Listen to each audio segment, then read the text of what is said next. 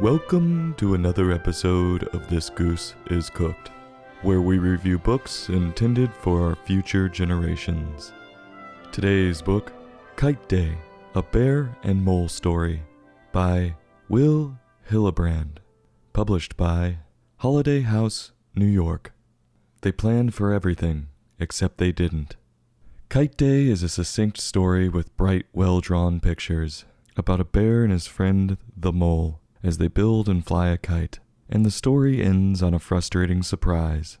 The book starts on a bear in overalls, staring up at the sky, wondering about something. He smells the air, and then shouts, I quote, "Kite Day!" I didn't know there was a holiday for kites. Clearly there's no specific date, it's just when the bear smells something and declares it. It's like a strange version of Groundhog's Day. I didn't know there had to be a declaration. I just thought kites were flown when it was breezy. But the fact that this bear can just smell the air like that and figure out what kind of day it's going to be makes this bear pretty special. So the bear takes off running through the countryside after he determines it's Kite Day, and he runs into Mole. He starts shouting at Mole and waving his hands. I'm wondering if Kite Day entails more than just kites, and is more important than I think, because Bear seems pretty frantic, and there's no reason for Bear to be yelling at Mole. He's standing right in front of him. The both of them prepare themselves for the day. Bear rounded up the supplies. He seems like he's a veteran of Kite Day. Mole studied up by reading some books. Then the actual construction of the kite begins. They have the whole thing measured out. It looks like they thought of everything constructing this kite. It looks really sturdy, from the frame down to the rainbow bows that make up the tail. They get the kite outside in the meadow, and it takes off right away, with Mole holding the string. That doesn't seem like the best idea, since the kite looks 3 times the size of Mole. It's a great kite, though, and keeps going higher into the sky. Bear and Mole clearly didn't think of everything like I thought, because out of nowhere, rain clouds roll in. You would think that they would have seen the storm coming in. It looks bad, and there's clearly thunder and lightning, so they could have heard it too.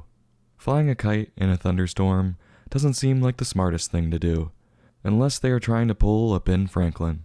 I know Mole was studying, but he's more than likely going to get his ass fried.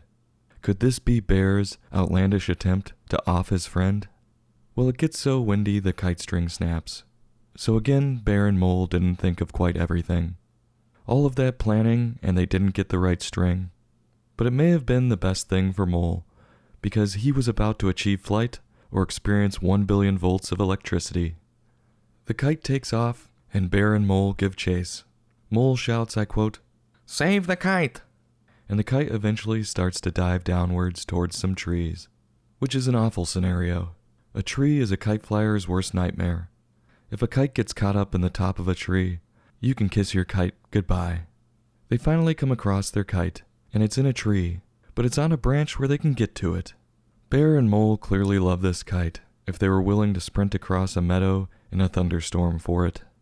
They inspect where the kite is, and guess who's underneath it, using it for cover from the rain? A bunch of baby birds and their mother in a nest. And they guilt Bear and Mole into leaving the kite over the nest. Is it Mole and Bear's fault that they built their nest in a shitty spot? So Mole and Bear put in all that hard work and they love that kite, but because a bunch of beggars want it, they are forced to give it up? The mother bird could have asked to borrow it, but no, she just takes it. Bear and Mole clearly didn't think about this happening, and it's just the icing on the cake. And because they didn't think of everything, they end up losing their kite in an uncomfortable way. Kite Day, A Bear and Mole Story was an entertaining read that ended up not being a story about them. The pictures and writing worked well at telling a story without using too many words. And because of that, on a scale from 1 to 5, I'm going to give this book a 3.3. I'll have a heapin' helpin', and I'll go back for a few more bites. This goose is cooked. Join us next time for another in-depth book review.